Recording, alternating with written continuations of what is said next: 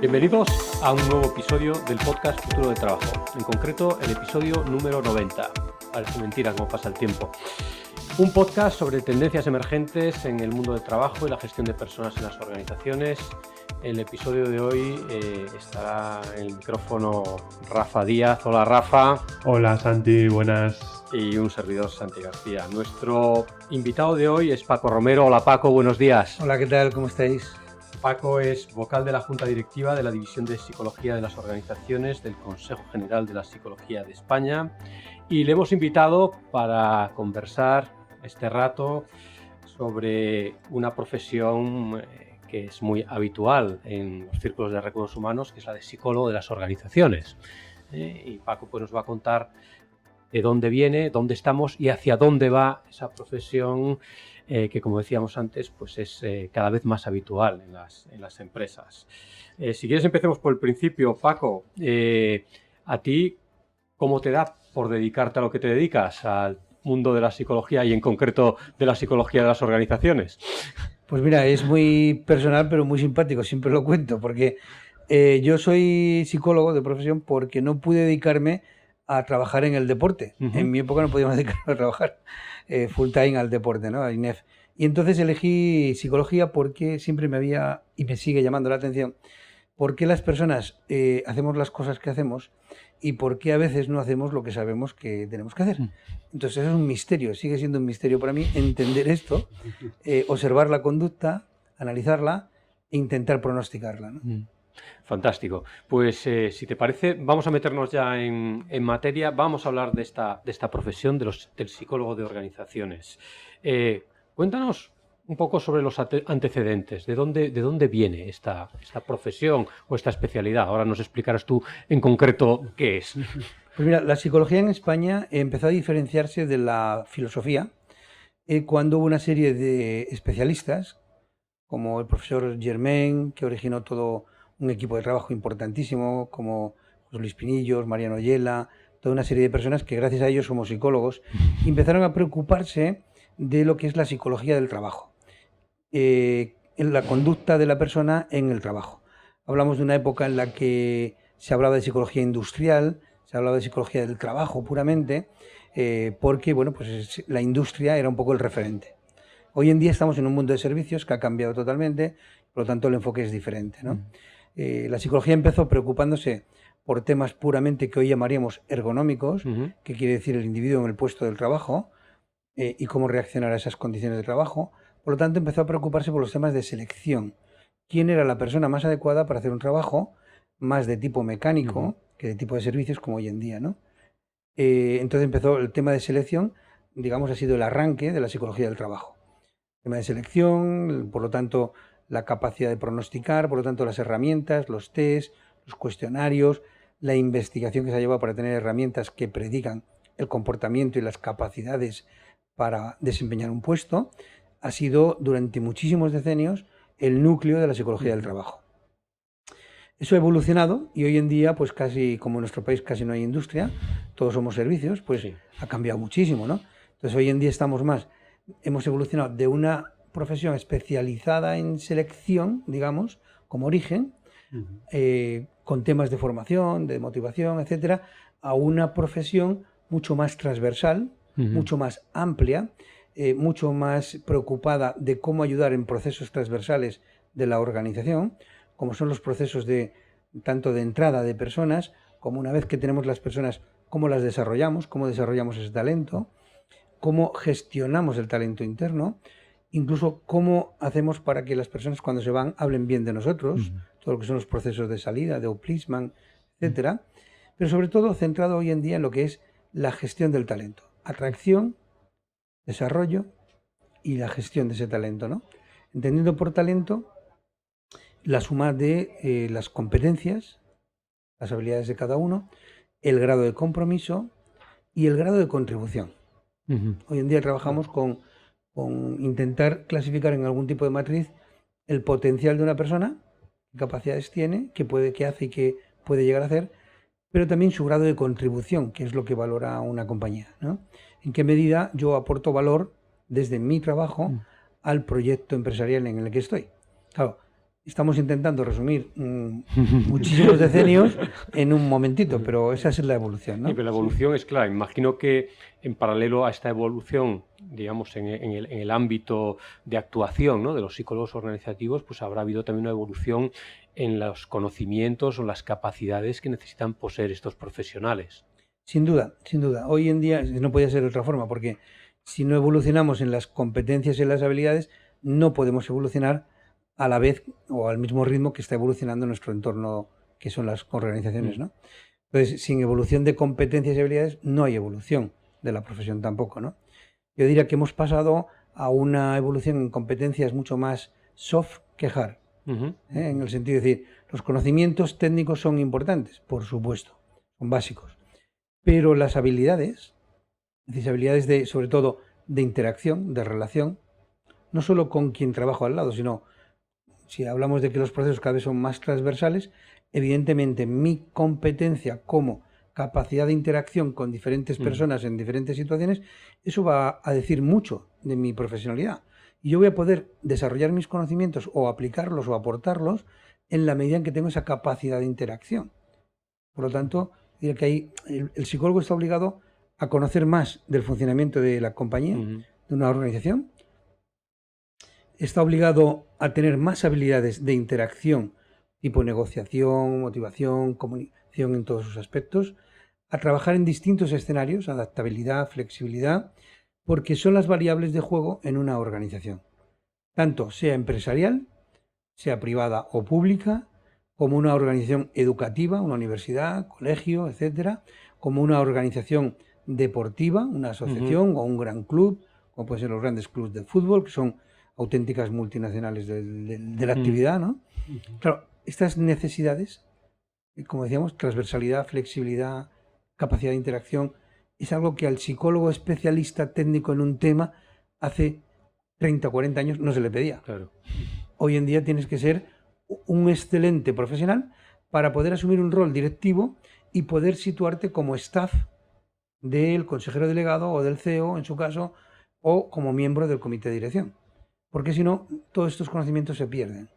Nos quedamos en una función meramente especialista, monopuesto, monotarea, y no aportamos a lo que son los procesos claves de la organización, ¿no?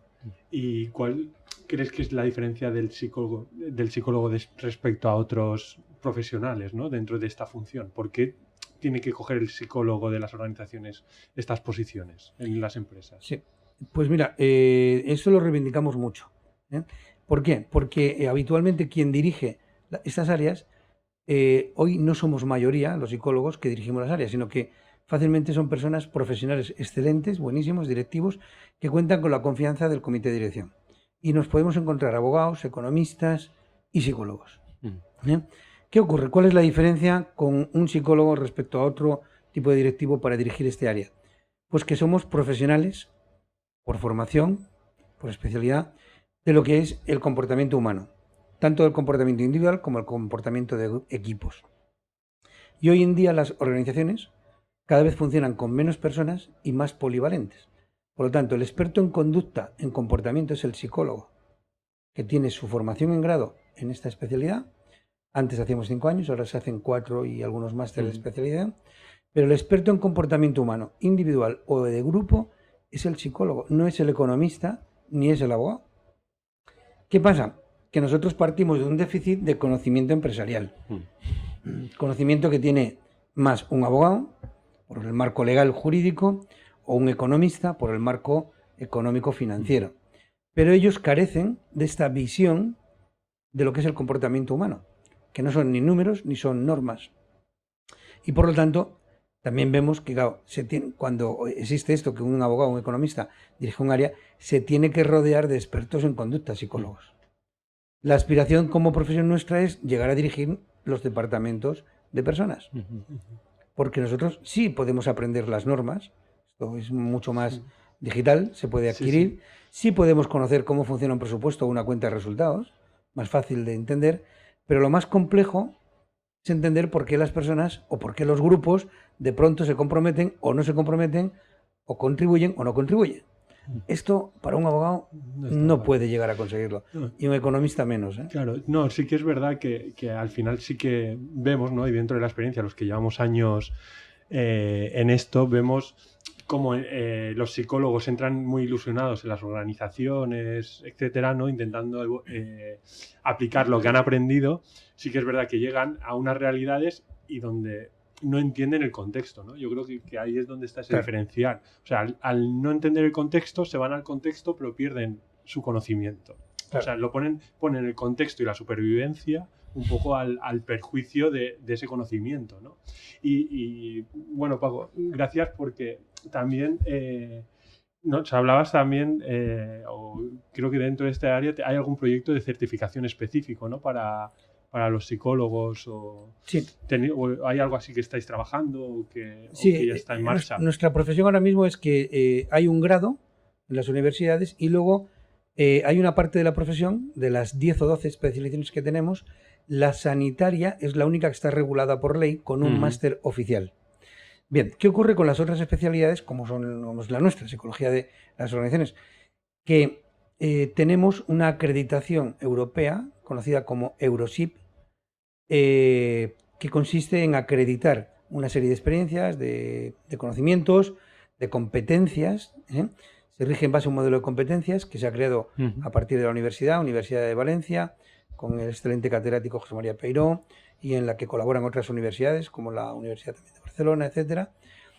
De forma que puedes acceder, una vez terminado el grado, te colegias y puedes acceder a la acreditación que te reconoce en todo el espacio europeo como experto en psicología de las organizaciones, lo cual es un plus para todo el psicólogo que quiere trabajar en organizaciones. Realmente es donde más posibilidades de futuro hay. Cada vez trabajamos más en todo tipo de organizaciones. Por lo tanto, cualquier psicólogo yo recomendaría que se replanteara el especializarse y acreditarse en EuroShip. Y desde tu punto de vista, ¿las empresas son conscientes de la existencia de esta acreditación y le dan valor? A ver, el mundo de la empresa va tan rápido que estas cosas que vienen del mundo, digamos, más académico-científico, no les da tiempo si no se les informa, ¿no? Es decir, yo creo que falta información en las empresas sobre el valor de un experto en psicología de organizaciones y que además esté acreditado en EuroShip. ¿Qué estamos haciendo desde los colegios autonómicos y desde la división estatal? Pues estamos intentando poner en valor esta acreditación, intentando poner en contacto a las empresas con los colegios y que cuando busquen un experto en organizaciones busquen dentro de la psicología, pero además que también pidan esta acreditación de EuroShip. Y estamos intentando conectar empresas y profesión. También decir, por ejemplo, que desde la formación que hacemos en los colegios, concretamente en el Colegio de Cataluña, tenemos una formación, que es una escuela práctica de psicología, donde los alumnos hacen una formación de 3 meses en la que les damos, un baño en lo que es el contexto legal, jurídico, económico y, por supuesto, de recursos humanos, y luego van 6 meses a realizar unas prácticas a empresa. Estos son proyectos que decimos, intentan acercar la realidad de la profesión a lo que es la práctica actual de las empresas, ¿no? Y tratando de anticiparnos un poco al futuro, ¿no? ¿Hacia dónde ves que se dirige la profesión? Pues la profesión claramente va a ser un staff del CEO. Es decir, yo creo que en las empresas tenemos 3 factores importantes, que es la estrategia, que son los procesos y que es la cultura. Hoy en día la transformación que estamos sufriendo todos a nivel tecnológico pasa por tocar todos estos temas, ¿no? Estrategias de un tipo determinado que ahora mismo pues, son más globalizadoras, procesos cada vez más transversales y al final la cultura, y cuando hablamos de cultura hablamos de los usos y costumbres de cada casa y ahí es donde entramos las personas.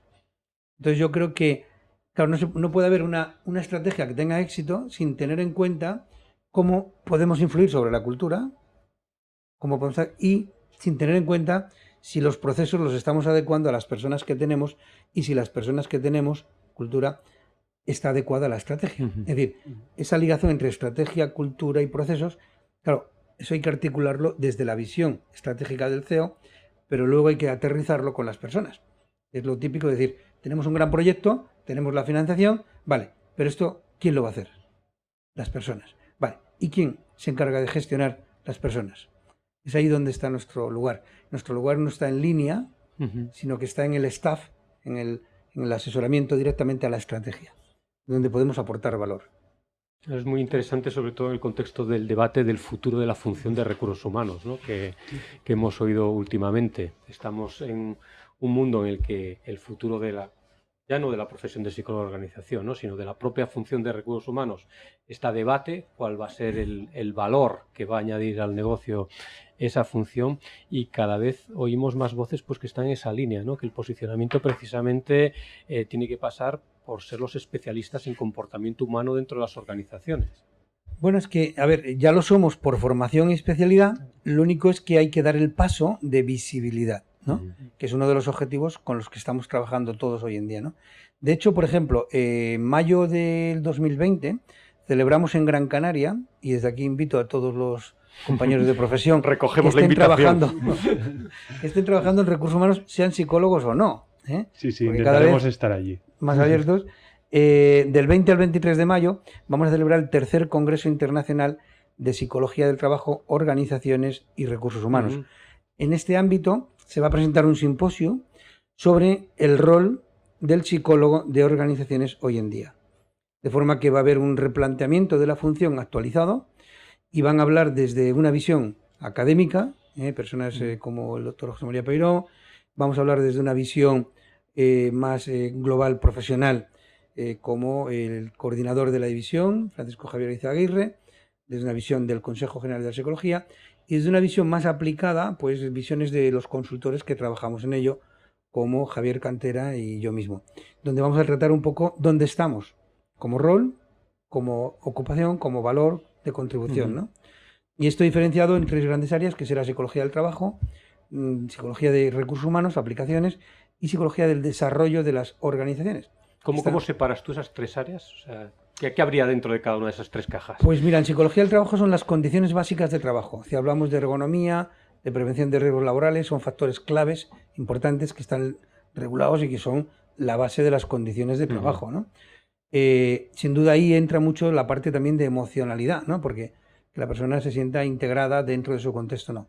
Cuando hablamos de psicología de recursos humanos, hablamos más de las políticas, de las herramientas, de los flujos, de procesos, la parte esa que decíamos de procesos, de todo lo que tiene que ver con los procesos claves, selección, formación, desarrollo, el talento, el oplisma, la digitalización, etcétera.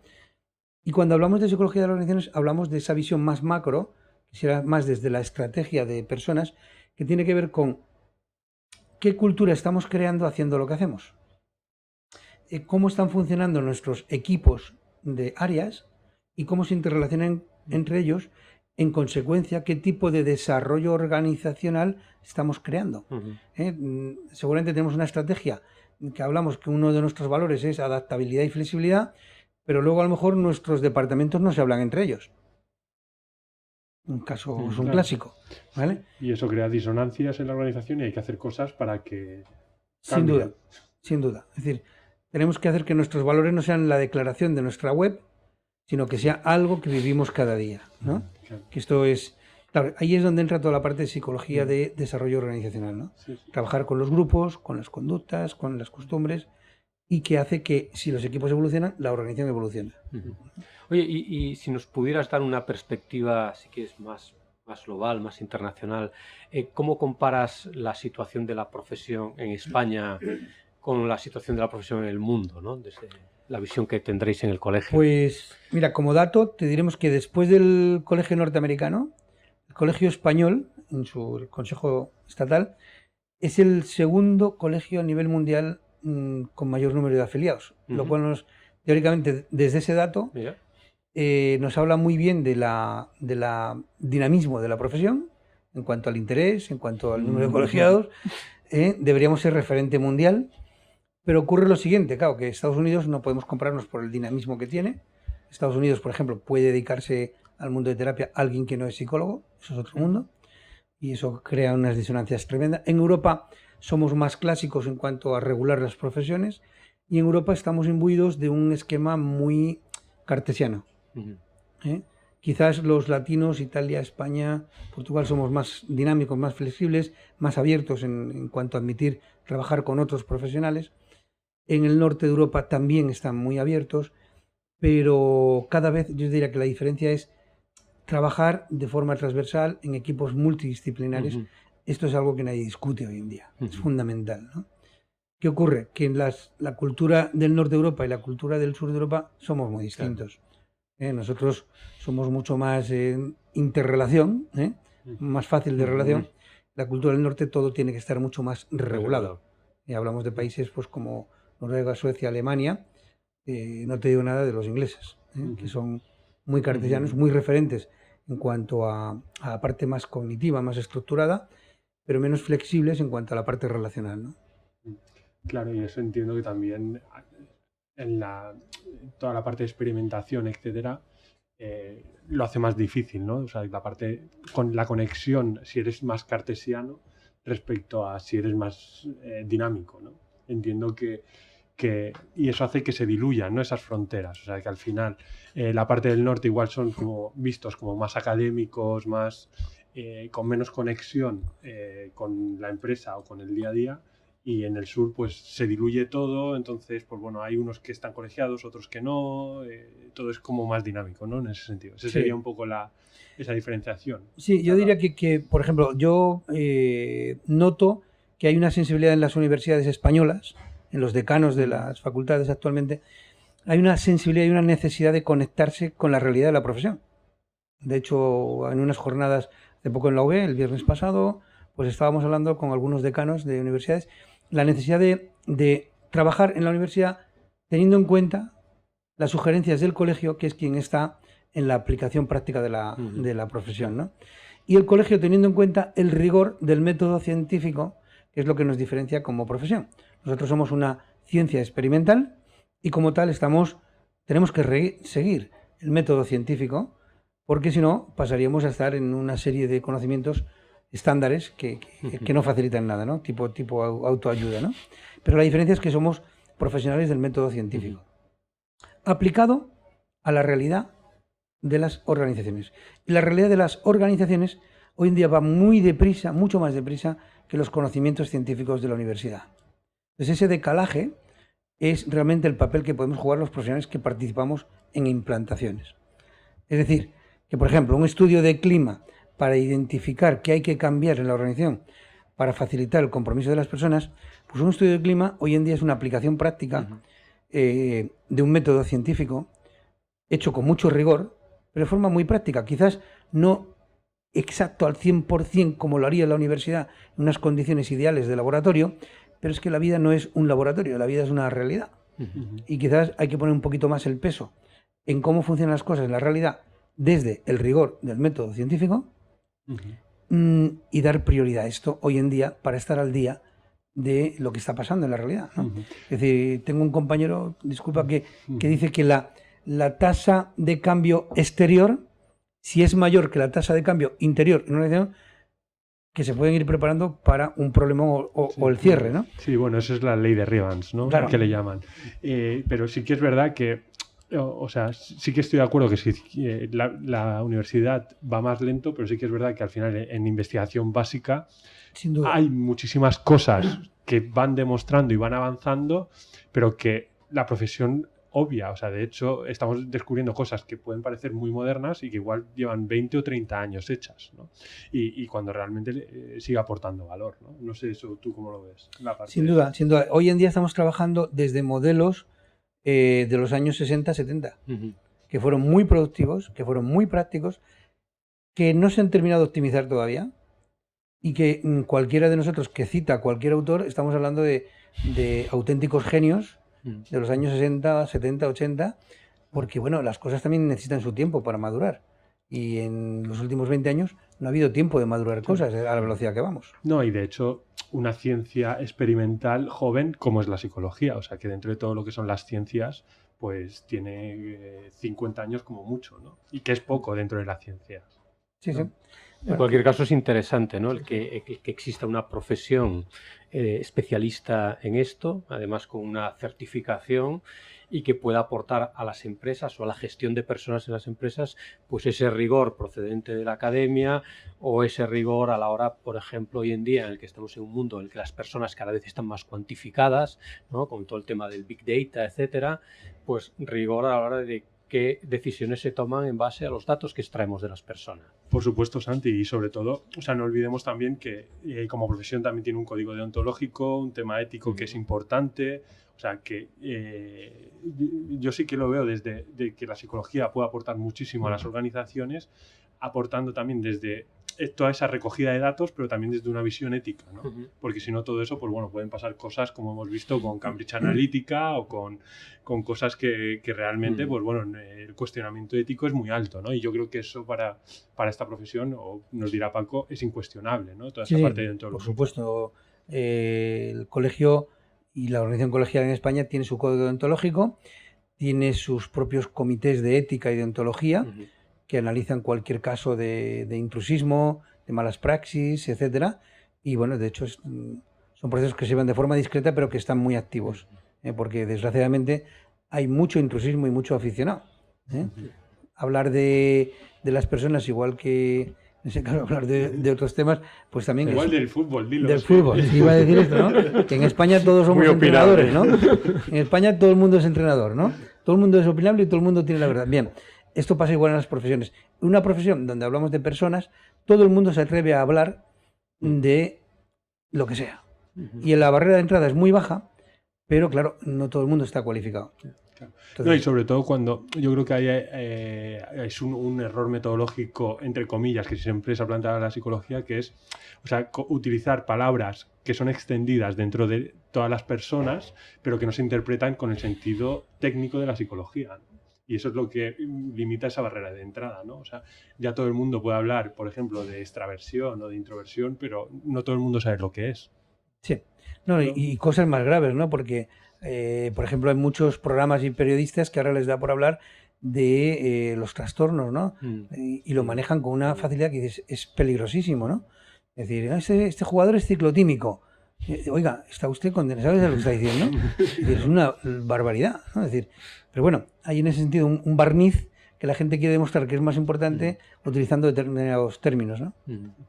Bueno, pues el tiempo se nos va echando encima. A mí me gustaría acabar con una última pregunta, Paco, y es ¿cómo veis o cómo ves tú desde tu atalaya privilegiada, ¿no?, dentro de esta profesión, el futuro del trabajo? Pues el futuro, esto lo tenía que contestar el ministro de Trabajo, lo tenía que contestar, no un simple consultor desde la psicología como yo, ¿no?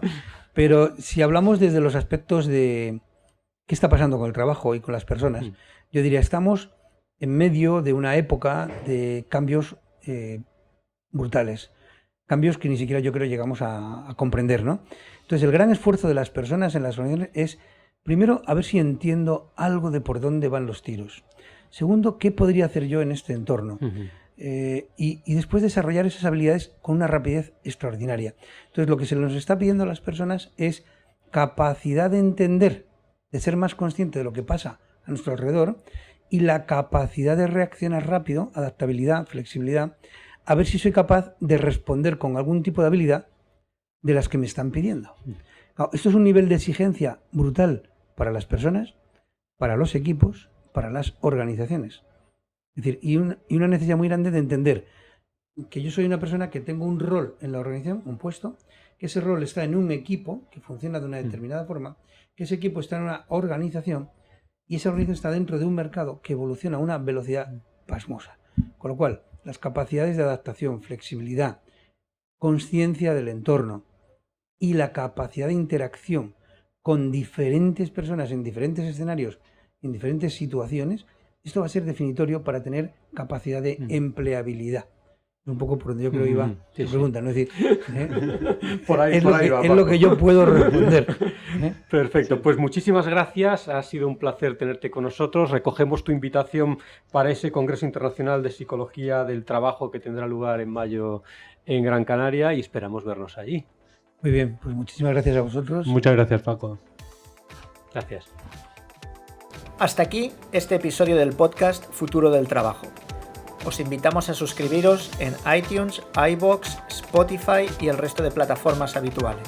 También os invitamos a visitar la web de nuestro observatorio, www.futureforwork.com, donde encontraréis más contenido sobre el futuro del trabajo y la gestión de personas.